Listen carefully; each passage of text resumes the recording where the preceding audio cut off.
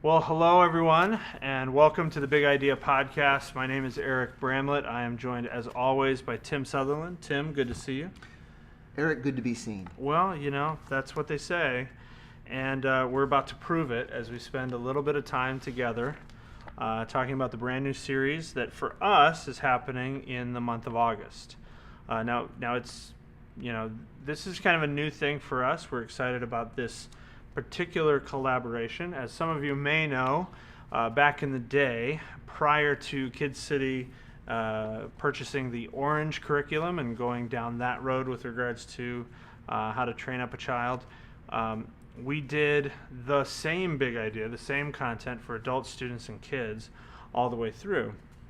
And this year, as we've enjoyed the Orange curriculum and what it's been doing, we thought, well, I wonder what would happen if we kind of reverse engineered our big idea to connect with and identify with what's happening at Kid City. And so what we're going to be experiencing in the month of August is, in fact, the same Bible stories and the same curriculum, the same direction as what's happening for our kids with our Orange curriculum. So we're really excited about that as a potential collaboration. You seem excited. You know what? I genuinely am. And it doesn't mean that this is a family series. It doesn't mean that this is a kids focus. What it means is that simply during the month of August, what kids are experiencing at Kid City and what adults are experiencing through their small group curriculum and the large group experiences will be the same content. So that's pretty exciting. Just like some of the good old days. Yeah, exactly. Some of them. Some of them. Yeah, and they're definitely old. We know that. Yes. And most of them were good. So let's dive right in. Our series is called Obey. And you want to talk a little bit about this? Obey. Obey. And that's extremely important that you understand this series is not called Obey. It's not Obey. It's Obey. Obey. But it's not Obi. No. Okay, good. Or Obi-Wan. Or Obi-Wan. But it's Obey. It's Obey. Okay, I get that. It's Obey. All right, so let's talk about the overall series. Where are we headed overall with Obey? Overall with Obey, Eric, we're talking about the role of obeying, of obedience in the life of a Christ follower. It's Par 5. It's a 5-part series, and we'll be using stories from narratives all from the Old Testament, which will be exactly the same narratives that if you have kids, your kids will be learning. But our kids, since they're all our kids, Eric, aren't they? That's how I always viewed it, yeah. Yes. And just as long as we don't have to pay for all our kids' college. That's right. Right. Anyhow, so same Old Testament narratives, and we're talking about different aspects of obedience. And for the adults, we're using kind of a takeoff on eBay, which is why we're calling it Obey. And so we'll have a wonderful series graphic that looks just like the quadricolored eBay design of those 4 letters. Yeah. I like it. Obey. All right. And that's where we're going. All right, well, let's talk about, is there anything in that hook that is related to the buying and selling of wares online? Like, does it have that same thread, or is it purely sort of a look and feel of Obey, eBay, Connect? How do you see that? Right now I see it as the language of bidding and trusting a seller's feedback. I think there's a lot of language and a lot of good dovetailing of kind of the very straightforward language of biblical obedience with the parlance of the online shopping eBay community. So I'd like to see us go as far with that as we can go. I think it'll be fun. I think shopping is for good or for evil. I think we mostly know which one. A big part of our culture, and it'd be very interesting to see how many people hadn't ever bought or sold or known anyone who bought or sold something on eBay. So we're gonna talk about bidding. We're gonna talk about positive feedback and the seller and that kind of thing, and buying without, like, we'll talk about bidding without Pics. Who wants to bid on an item when you can't see what it is, the condition of it? Right. So we're gonna hopefully, milk it for all it's worth. All right, there we go. Write it like you stole it. There you go. So let's jump into session 1 and let's talk about doing God's bidding. So not see not what I did there? I see that. I set myself up for that. Really, it's my fault. I blame on myself. Yes, exactly. So doing God's bidding. If I'm going to bid on obey, I need to do God's bidding. Yeah. Week 1, where are we headed? So we've got this basic thing that to be a person who obeys, we're somebody who has to make some choices about who we are really bidding on behalf of. Because if I'm doing my own bidding, I'm always just doing what I want, and there's going to be a lot of times in my life where what I want and what God wants are going to be different items. They really are. And sometimes not. But for the times where there's a difference between what God wants and what I want, that's where I have to decide who I'm bidding for. Me or him. And we're talking about the really the first story in all of Scripture about people and what's their deal. They have to decide whether or not they're going to obey. And God's saying, I want this for you. And they go, oh, but this over here, this looks good and this seems great and I want that. And they choose to not obey, and so then all hell breaks loose. And I love what it says about the forbidden fruit. How it says that that she saw, that Eve saw that it was good to eat and pleasant to look at and desirable for gaining wisdom. And it's like all temptation's offering you stuff, and it's not tempting if there doesn't seem to be a win in it for you. Take your pick, insert your own favorite temptation of choice here, whether it's chocolate cake when you know that's bad for your diet, let alone your... Live it. What? let alone your myocardial infarction. Can I say that on I think you can. Can I say that on podcast? Just once, though. If you say it twice, you'll disappear. Oh. So don't do that. For those of you who are listening and not watching, I'm still here. There you go. Anyhow, so two things that are much more serious, like what am I going to do in this situation if I'm tempted to infidelity, or if I'm an addict and I'm tempted to use again. It's interesting to me that, like for heroin addicts, it's like you can never match that first high. They call it chasing the dragon's tail, but each time it's like going, ooh, maybe this time I'll get this high that I wanted. And you wouldn't do it if you didn't think there was at least some chance of getting what you wanted. And God goes, you're not going to get what you want because I know what you really need, and you can count on me. And we go, no, I think I'm going to do my own bidding here. I think I'm going to go after this item over here, even though you should say, you know what, for you that's really that's really not something you should bid on. And that's what happens. And this is not a parenting series, but throughout the series, we're going to talk about kind of the trickle-down effect. We may change that from trickle-down to some other language. But the whole idea that obeying doesn't just affect me. Yeah. It affects my kids. Yeah. Not just in terms of the results of my sin. I heard somebody say recently, sin always costs you more than you think it's going to.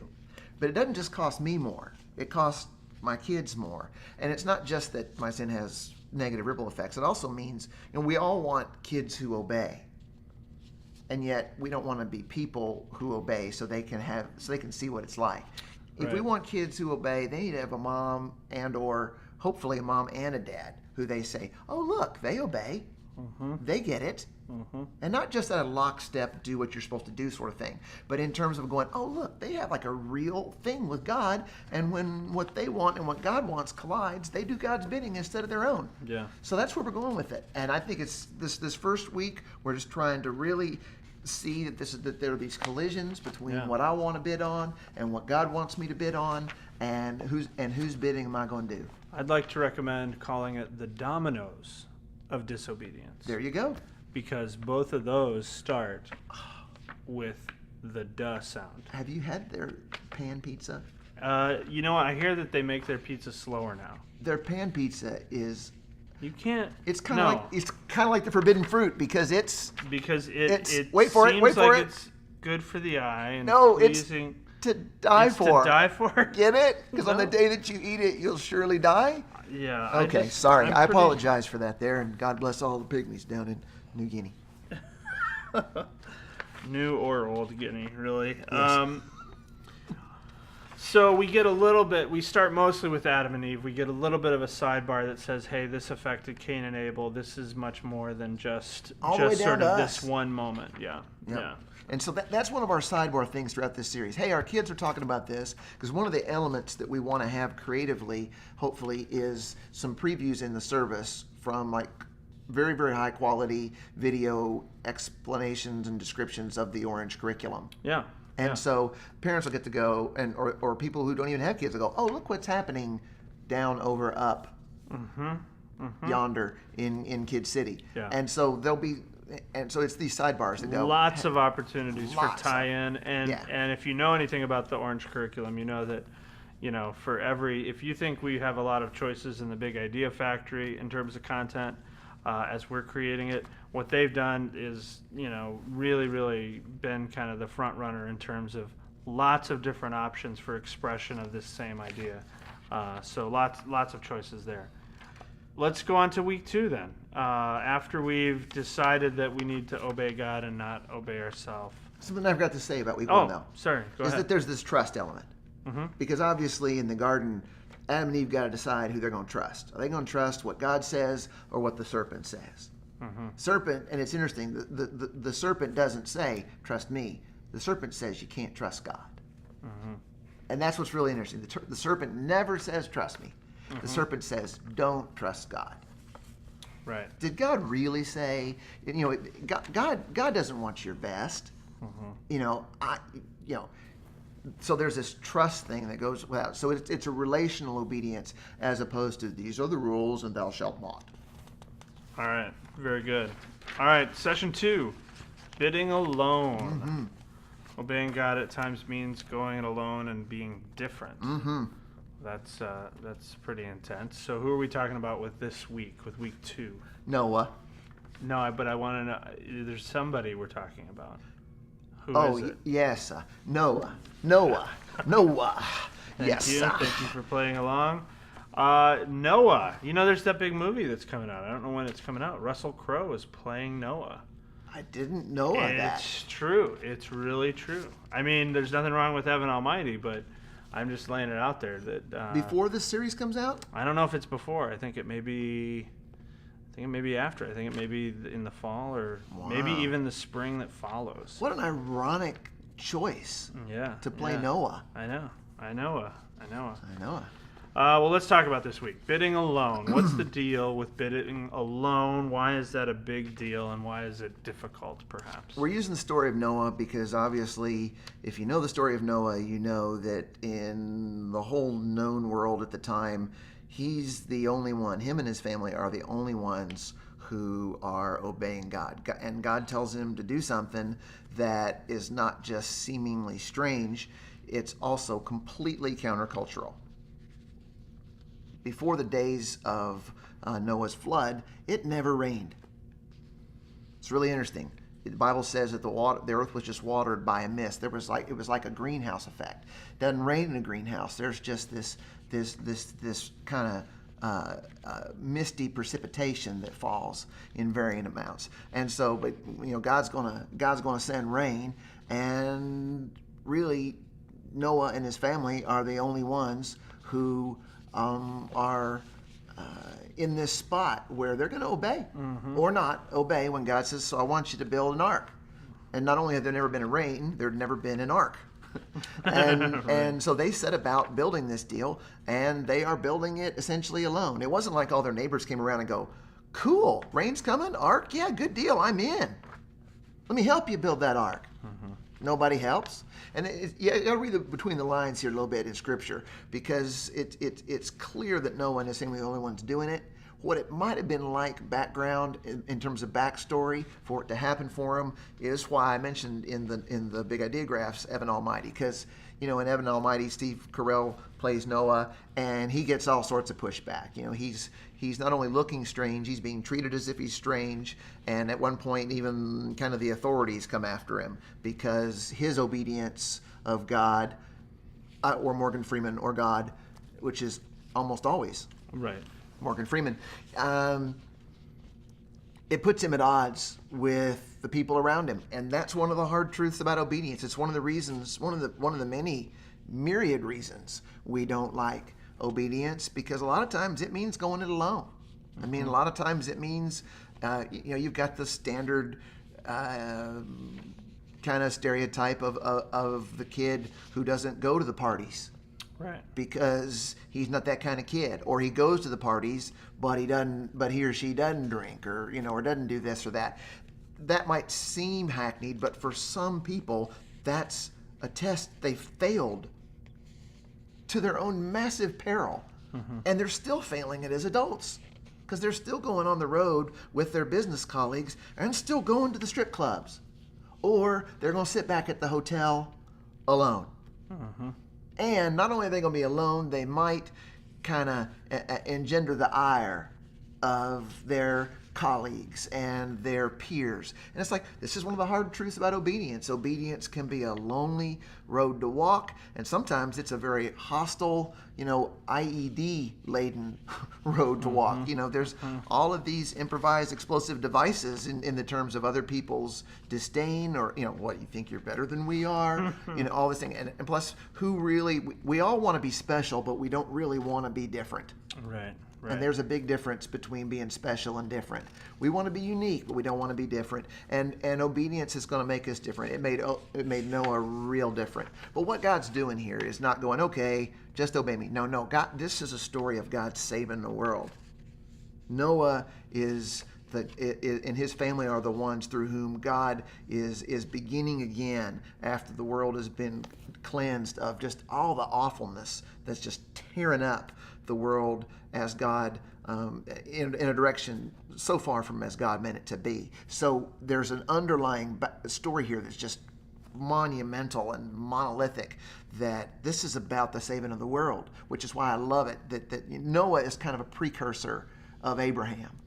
It's Noah and his family through whom God is not only going to bless them by saving them, but they're also going to be the ones that repopulate the earth.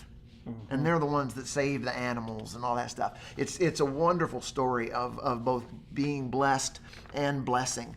And however, though, to be blessed and bless the world, there's going to be obedience required, and obedience is going to require us going through some lonely, if not contentious times with people around us who really aren't interested in doing God's bidding.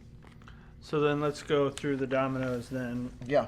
The trickle down. How does this apply in terms of the going it alone part? Yeah. With our families. Well, this is one of those things to where I hope we can see the story of Noah as not about, in the little kids' play sets, it's usually just one Noah and lots of animals. You usually don't get Noah and his wife and his 3 sons. Right, and their wives. Right. And so Noah's not nearly as solitary as we might have been taught to believe, because he's part of a family that obeys God. And it's going, isn't that what you want? Even if it means that we're the only one in our block who does. Now, we're going to be a family, as for me and my house, we're gonna obey. And so that's kind of where we're going with it, is kind of casting this vision for parents and family leaders to go, hey, you're in great company. It's not just good and right. It's about being part of God's way to save the world. And God's way to save the world is not by blessing individuals, but by blessing individuals and their descendants, whether those descendants be biological or spiritual.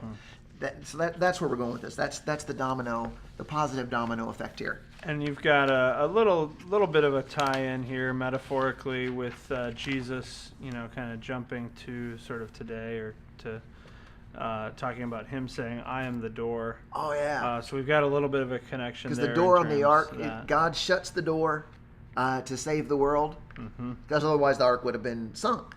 And in Jesus, God opens the door to save the world. And even though Jesus was talking literally about a sheep gate, which almost sounds like a political scandal. Well, yeah, I mean, I remember Sheepgate, and when the Washington Post broke the story, Man. it Robert was, Redford is such a great journalist. and he was in love with that sheep. I'll tell you that. What? What? I don't know. That's when It's weird. sheep scream like humans. And it sounds something like this. Ah! Anyhow. So quickly it deteriorates, Yes. just like that. But we Just like digress. that, without a doubt, the dominoes of digressing. But each week we are going to be we're going to be tying in obedience to this thing of going, you know what? Obedience isn't just about you and doing the right thing. It's about, in the same way that Adam and Eve did the wrong thing with the tree, Jesus does the right thing with the tree, because he dies on a tree. Same thing is there's this door that shuts on the ark, and there's this door that opens in Jesus. So that all the way along, even though we're doing Old Testament narratives, there's going to be this tie-in to a personal relationship with Jesus and how that helps me obey and how that empowers me to obey. Excellent. All right. Well, let's move on to session 3. We've got a different Old Testament character we're going to focus in on as we talk about trusting and obeying. Yeah. That combo of trust and obey. There's no other way, is what I've found. I mean, especially if you'd like to be Happy in Jesus. in Jesus, that's what you need to do. And Abraham, What do I not need to do? really knowing. Well, you need to trust and obey. Oh, okay. Shave and a haircut, 2 bits. Week 3, bidding with no Pics. Eric, Yes. have you ever bought anything on eBay where there was no pictures of what you were buying? No. Why not? I don't trust that. Why not? Well, I barely trust the ones that do have Pics. It says right there Yes. what you're getting. I know, but if I can't see it, how do I know that it's really there? How do I know that I can trust it? Yeah. How do you even know that there's even an item that exists? That's a great question. Because if too. you buy tickets, you want to see it. Yeah, you right? Yes. If it's not a ticket broker, but if it's a ticket broker, you probably would buy it without the pics. It feels like it. Then Why you're would talking you do about that, a Eric? trusted seller. Ah, Yeah, it feels yes. like you've passed a point of trust with regards to them, maybe their reputation, maybe the business model. Or their positive feedback score. Positive feedback is a huge part of how eBay works, for sure. It is. And so Have you ever bought an definitely- item purely by trusting because they had 100% seller rating? That's a good question. I don't know. See, I've bought items without pics before because of the trusted seller. because I would say that would have to but sway also me. power seller, not just positive feedback. high This volume? This is high volume Yeah. power seller. Yeah.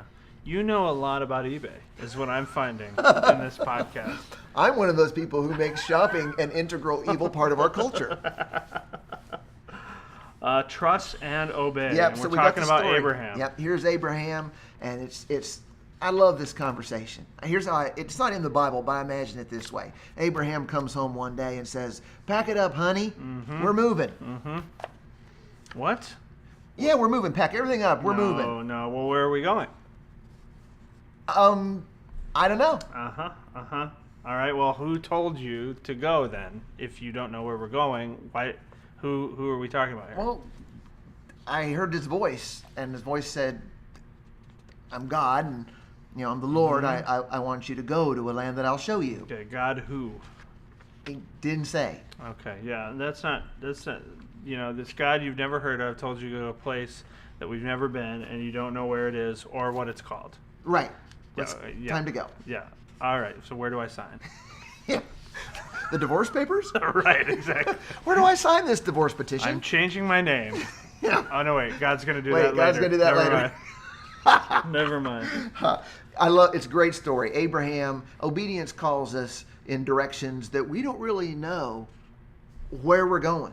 Because, God can promise and say he's going to do this or that, but he doesn't show us pictures and say, if you obey me in the way you relate to your peers in the aforementioned high school scene of sex and drugs. He doesn't say, I guarantee you, here's exactly what your life's going to look like. He says, trust me, it's going to be good. I'll show you. I'll show you, but I won't show you in advance. I'll tell you, and you can trust me. And I am a power seller. However, I'm not going to show you. I'm not going to get, I give and guarantee that you won't regret it, but I can't, he's not going to prove it to us in advance. That's why it's a trust thing.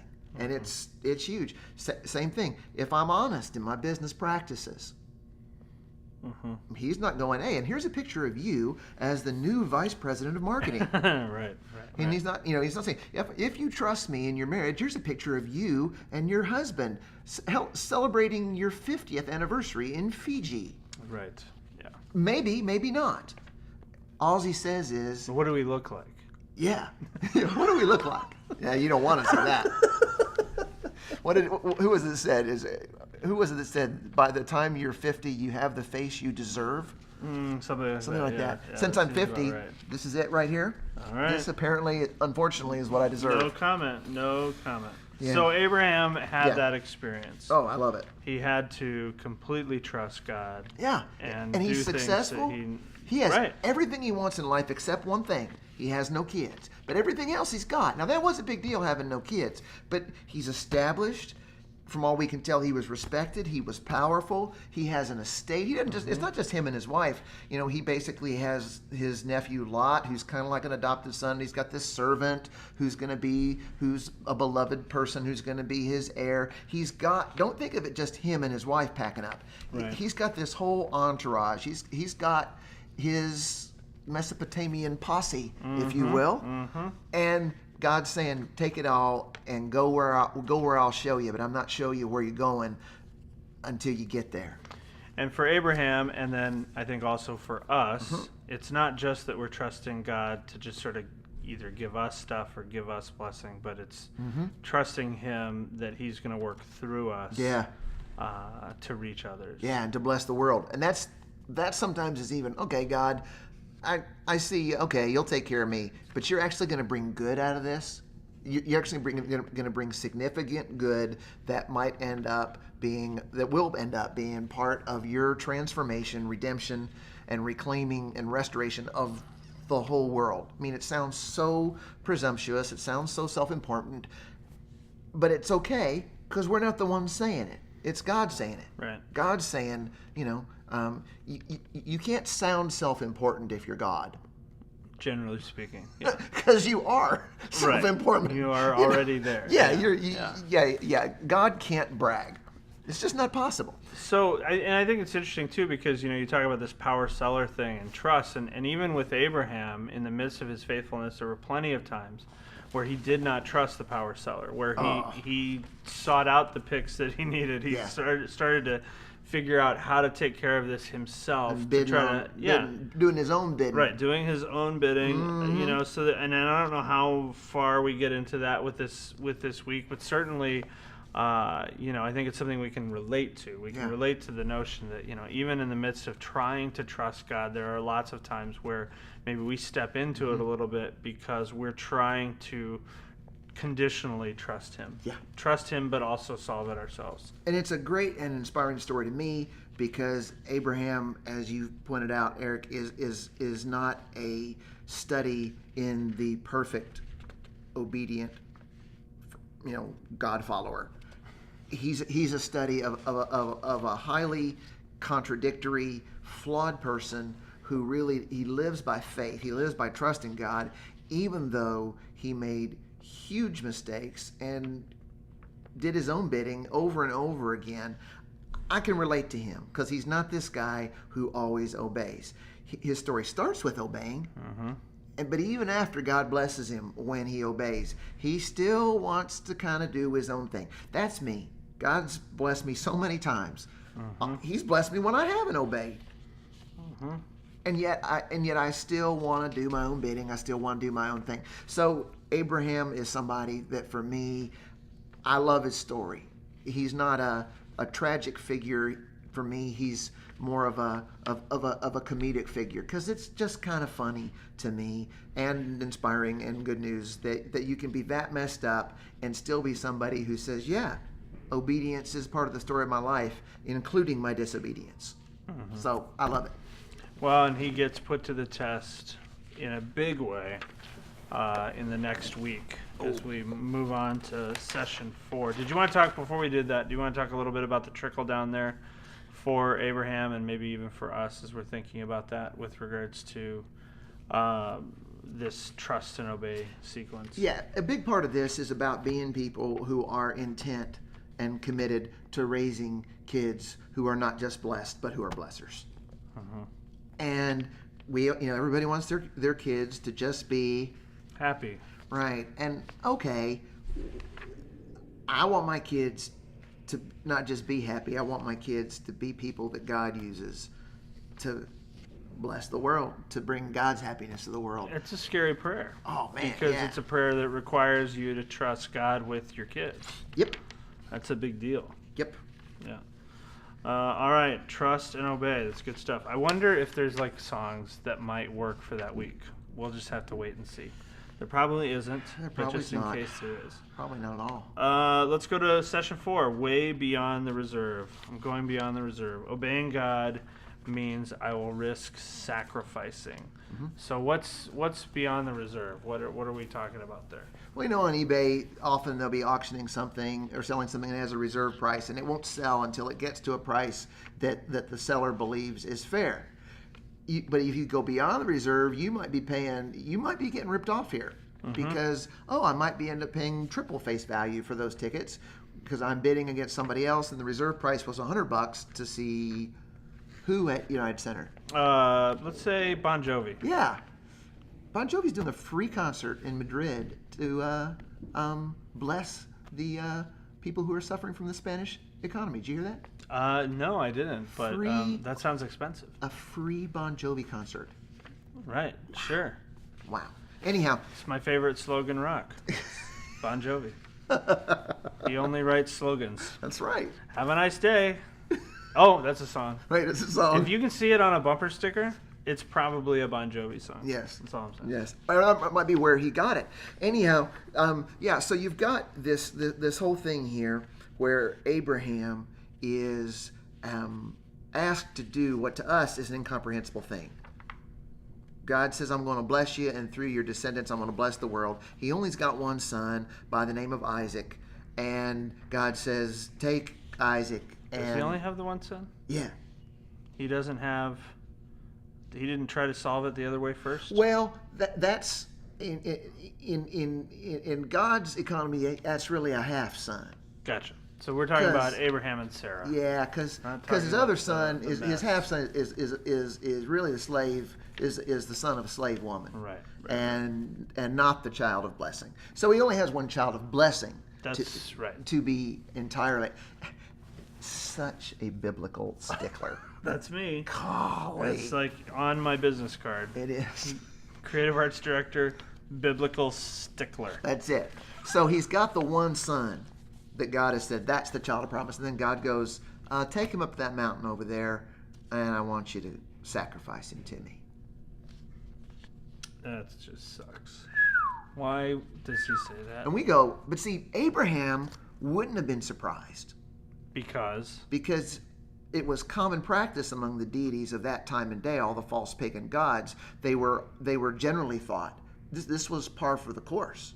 Mm-hmm. In fact, even as late as the time of King Solomon, the valley that hell is named after, Gehenna, was a valley where pagan idols were worshipped by burning your own children alive, and King Solomon participated in that occultic really practice, not of his own kids, but of so it's part of that culture. It's like going, yeah, it's just what gods do. They make you sacrifice your children. So Abraham is going, I'm thinking Abraham's going, oh, so this God's like all the others. Mm-hmm. He's like all the others. That's interesting. Yeah. And so to us, it's like, oh, this is crazy. This is creepy. This is weird. But to Abraham, it would have been, I'm sure, daunting and gut-wrenching, but not out of left field. Mm-hmm. This was part of the religious, spiritual culture of the day. And we do talk about it as being a test. That's something we can relate to. Yeah. However, it's not a test like, oh, God's going to see what Abraham's made of. Because God obviously isn't short on knowing. It's test in the terms of like how you test metal, of how you put it under stress, whether through fire or, like pounding it on a blacksmith's anvil with a hammer, or both, to refine it and to strengthen it, to temper it. And so really what God's doing is he's building Abraham's faith, because really the person who gets to see what Abraham's obedience is made of is Abraham. And Isaac, for that matter. Right. And it's so touching, man. Isaac is carrying the wood for this burnt sacrifice up the hill. Right. And Keeps asking, hey, what about the whole animal thing? Yeah, where's the sheep? And and it's interesting. Abraham just says, God will provide. God will provide. And you wonder, is Abraham just kind of mollifying Isaac's curiosity? Yeah, or maybe as he gets closer, paranoia. Right. Yeah. And because paranoia, big destroyer. That's I've often heard that. Who did that song? I think it was Black Sabbath. Paranoia, big destroyer. Okay. Yeah, I'm gonna go with Black Sabbath. Okay. Ozzy Osbourne era. Okay. Anyhow, so it is a gripping story. For whatever it's worth, for those of you who are into philosophy, Soren Kierkegaard wrote his magnum opus on faith development called Fear and Trembling, entirely on this narrative of the journey towards Mount Moriah, where God has told Abraham to sacrifice Isaac. And so what's happening here is like Abraham is seeing, that obedience is this thing that we don't want it to be. It's absolute. And that absoluteness of obedience is going to put us in a situation where we're bidding way beyond reserve. We're called to sacrifice. And sacrifice doesn't mean a little uncomfortable or a little bit outside of our comfort zone. It means giving up something that, as far as we know, we're never going to get back. Because Abraham, it probably isn't thinking, oh, God's going to have me kill him and then just poof, bring him back to life. Now, maybe he believed that was possible, but it's not like going, no big deal, there's going to be resurrection, just chill. Right. I know how this works. I get the metaphor. Yeah, I see the foreshadowing. Right. Anyhow, so we're going to ask people to go. It's not like you're a bad Christian if you don't sacrifice. We're not going to go all... Well, there's a very popular author right now who likes to suggest if you're not suffering for Jesus, you're probably not a real Christian. And I like that author a lot, except when he says that. No, we're not going there. We're not saying, ooh, you can prove you're a good person, a good Christian, a good Christ follower by sacrifice. No, but there's going to be times where obedience calls for sacrifice. Financial sacrifices, relational sacrifices, emotional sacrifices. I had a very small experience of this just last week that reminded me how just unbelievably averse I am to sacrifice. Okay. Can I tell you it? Yes, please. Real quick. I would like to hear it. My son Clayton was home from college for just a couple of weeks before heading back to Arkansas for the summer. I'm not going to see him all summer, so I'm wanting to spend as much time with him as I can. But I really love to play basketball at lunchtime. Sure. It's like the only way I get exercise on a regular basis. Plus, I love the game. I have broken more bones than most people in the world in their whole lives just playing basketball. I love it that much. And every day that he was home, I had to choose between spending time with him or playing basketball. I couldn't do both because he's not a basketball player. He plays some other sports, but that's not his thing. And you'd think it's like a no-brainer. Your kid's home from college who lives 11 hours away. Of course you'll skip basketball for 2 weeks so you can spend more time with your son. I started feeling resentful. I started questioning whether it's worth it. I started hoping he would sleep in. Right. Maybe, Clayton, why don't you stay up real late tonight? Because you don't need to be out of bed till 1:15, because that's when basketball gets over. And it was just a stupid small thing, Eric, but it was this. But in me was this going, I don't want to. Right. I want to spend time with Clayton and play basketball. I don't want to have to choose, because once I didn't play basketball, I can't go back and play that game again. Right. I have future chances, but I don't get that chance to play this day. And I'd hear the ball bouncing in the gym in here, and it'd be like, oh, because sometimes what I'd do instead of spend time with Clayton is I would work through lunch so I could go home a little bit earlier and spend more time with Clayton. Dumb little example, but to me it struck home. I don't like to sacrifice. I don't want to have to give up anything for real to get something for real. And like you say, I mean, being willing to sacrifice is part of what this thing is, that when God's asking us to bless the world. And I like just the simple sentence that it says right here in the graphs. Sacrifice is part of God's promise to bless the world through us. Mm-hmm. That's just the way it is. Yep. It gets illustrated in a very powerful, maybe slightly more climactic way with Abraham and Isaac than maybe with you and Clayton. A bit. Right, but there are connections. Yeah. There are connections there for sure. Yeah. Father-son thing. See what I did? Yeah, See what I know. There? You didn't even know you did it. I wasn't even thinking that way. I know, but you you were carrying the basketball. There you go. The whole way up the mountain. Up the mountain. Let's talk a little bit about trickle down effect here. Yep. With regards to the dominoes. Again, this has to do with example. You know, that you have an opportunity when you make those sacrifices to be an example for your kids, and your grandkids and your nieces and your nephews. The research on this says that kids say what they remember most. Your kids are more likely to remember you doing something largely and significantly sacrificial one time than something you did over and over and over and over again that wasn't sacrificial. And I will see your story about a son and raise you one story about my son. Yes. Just last night at a small group gathering, Dylan's getting to the age now where he's having real conversations with real sentences to adults. And it's kind of interesting because I sometimes don't know what he's going to say.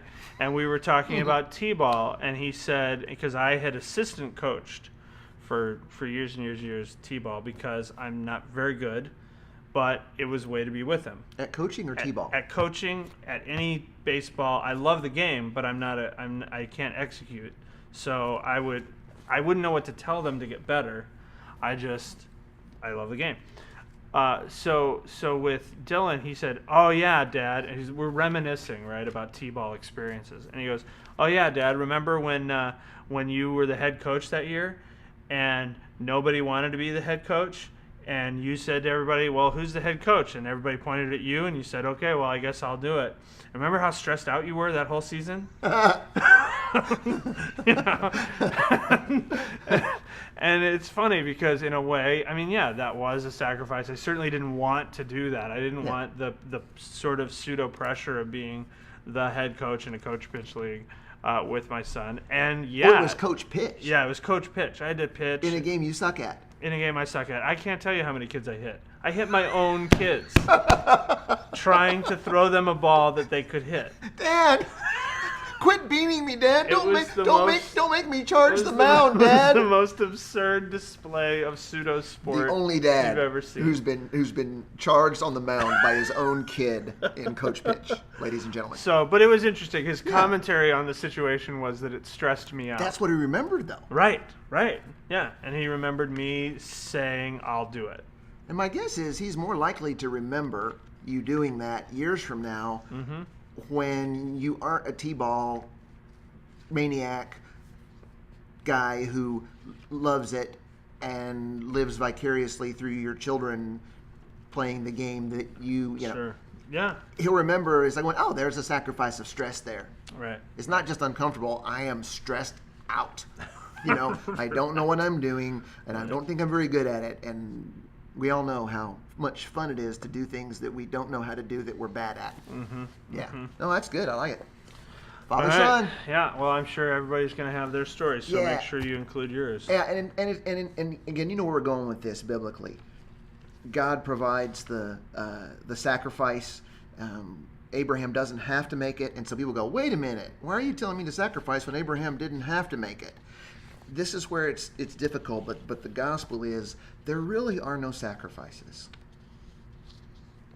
Because Jesus has already done it. Yeah. And there is nothing you give up that from an eternal perspective you're going to look back on and go, man, I gave up that time to help people find their way back to God. And gosh, I never got it back. That was not worth it. That was not worth the price that I paid on spiritual eBay for that. Mm-hmm. No. Whether it's time or whether it's money or whether it's stress or whether it's things, whatever your sacrifice costs you. I love the old song that says, "Earth has no sorrow that heaven cannot heal." Mm-hmm. And it's like going, okay, that's the promise. That there are only sacrifices in a temporal sense, in a temporary sense. And so we really are Abraham. We really are Abraham because God does make up to us anything. And that's his promise. It's Right. not a quid pro quo. It's not that. Like, if you do this for me, I'll do that for you. No, it's not like that. It's God going, hey, look, whatever you go through for me, I'll make up to you. Because eyes not seen, ears not heard, mind has not conceived what God has in store for those who love him. And so we're gonna say a hard thing this day. It's going, you know what? There may be indeed lots of temporal sacrifice and maybe even suffering. Mm-hmm. But there isn't anything that you're going to regret. There's not going to be anything that you're going to say, wow, I really came out on the short end there. Mm-hmm. It's just not going to happen. And that's because of Jesus. Jesus promises that. Because in the world that Jesus is bringing to be, in the age that Jesus is bringing to come, nobody's going to look back on this one and go, yeah, this whole new heaven and new earth thing's nice, but I sure wish I played that basketball game.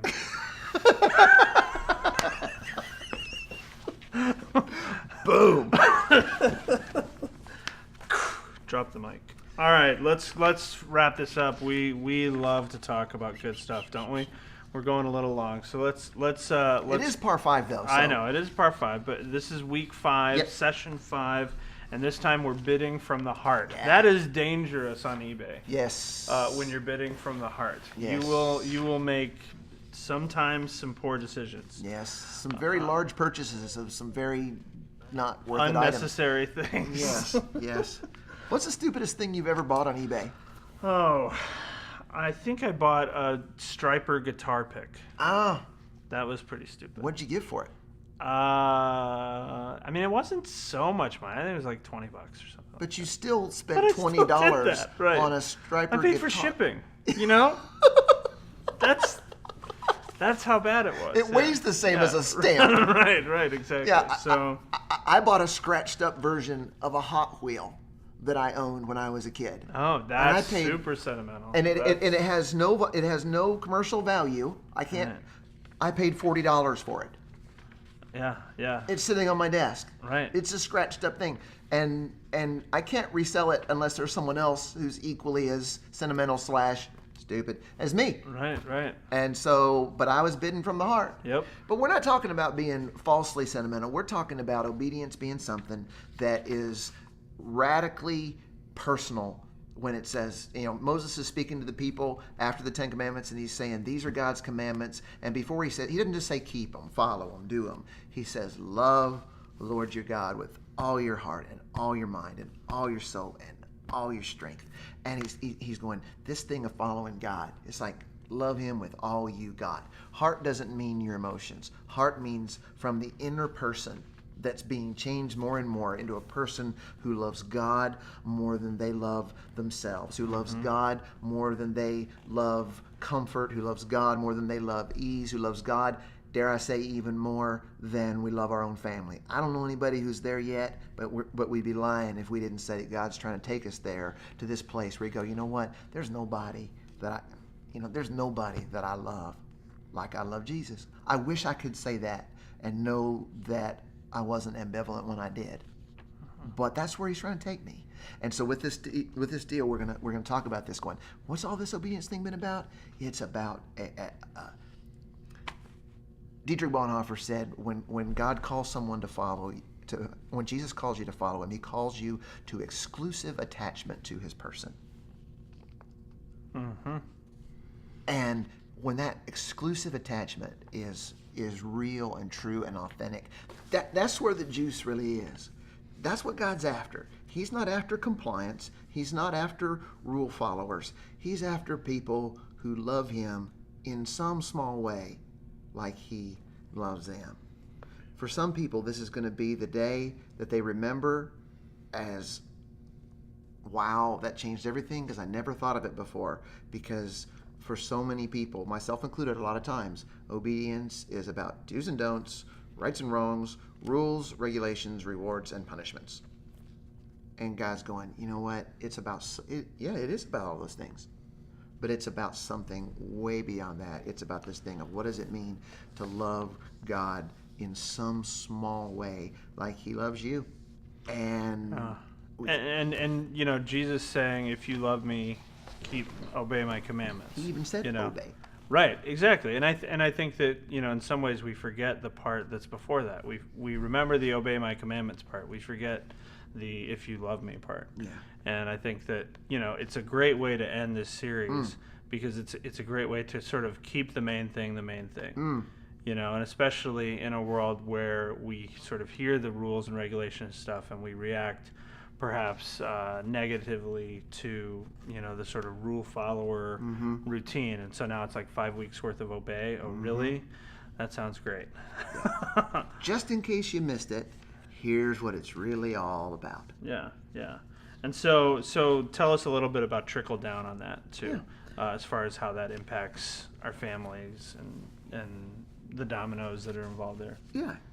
It might be pretty predictable, but we're going to say it anyways. Are we teaching our kids that this is what it means to obey God? We don't obey God because we're better than the people. We don't obey God because we're rule followers or self-righteous or scared.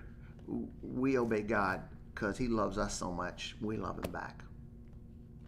And that's a very nutshellized version of it. However, that'll preach. Yeah. And that'll sing, and that'll be on the screen in all these wonderful ways that y'all are going to figure out, and we're going to figure out together is going, okay, how do we experience that ourselves, and how do we help our kids experience that in our family context to go, this is what it's about. This is about not just you'll be blessed if you do, but this is going, hey, I really ultimately don't care if I'm blessed because the blessing really is in loving God back. And this thing that we're talking about is a relational obedience. Exactly. And, you know, you talked a little bit, you got the scholar stuff talking about the indicative precedes the imperative. Just give us a little bit on what you're talking about with that. Biblical scholars always say that in the gospel, the indicative always precedes the imperative. The statement of what's true, the reality of what's true, always comes before the call of what you must do. What's true comes before what you must do. So that you must love God out of, obey God out of obedience. That imperative is preceded by the indicative, that God loves you like he does.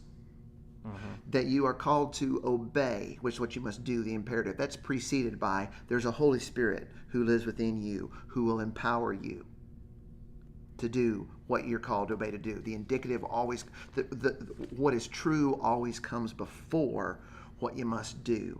And whatever God commands, God empowers. And that doesn't mean we're always going to get it right. What it just means is it's not going to be like God going, okay, I want you to obey. Here's the bar. Good luck clearing it. No, he's going, hey, if I call you to do it, I'll enable you to do it. If I insist that you do it, I'll empower you to do it. And that's and that's the thing of God go, oh man, I'm going to try really hard to love God here through obeying him. I hope I get it right. Well, not really. Yeah.